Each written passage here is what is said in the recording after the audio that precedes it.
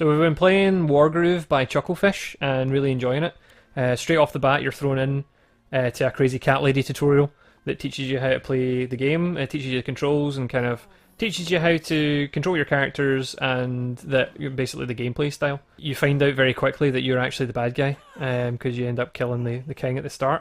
And then the story follows Queen Mercia, who's fleeing from these bad guys that are attacking her kingdom.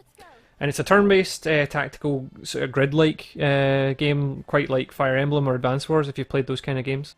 So I found the graphics to be quite impressive. From the very beginning, you've got your opening cutscene. It's like an anime-style cutscene, lots of impressive fight sequences and stuff. When the game starts up and you're actually in the actual gameplay, you've got really kind of bright, colourful backgrounds, retro-styled sprites, which I found really cool.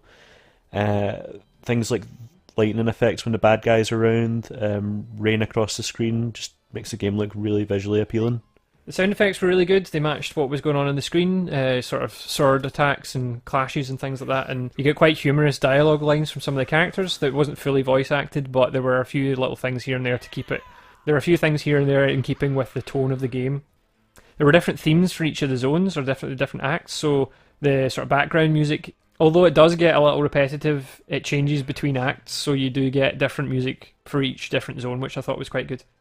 The best thing about the audio though was the fact that during the combat phase you'll hear the sounds travel across the screen from one side to the other as the characters run across and attack each other. So that was a really cool touch. The controls were really straightforward. We were playing on PC, so it was just mouse clicks for everything. Left click to select things, right click to bring up menus, things like that. I did misclick a couple of times, but I think it was pretty straightforward. I think I would rather play on a controller just to have a variety of buttons to bring up the menus and things like that. That would probably make it a little bit easier, but nothing really difficult there. One of the strongest points about Wargroove is the replay value. I feel like the story mode was really lengthy from what we played of it. You had a lot of side quests that kind of follows the main character's dog, which is quite comical. You've got your arcade mode, where you take control of one of the many leaders throughout the story and pursue the ultimate weapon in the game.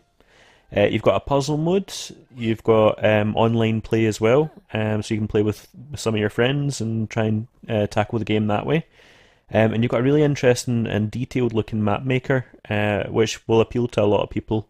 I really enjoyed Wargroove and I'll definitely be picking it up when it comes out for PS4 later in the year.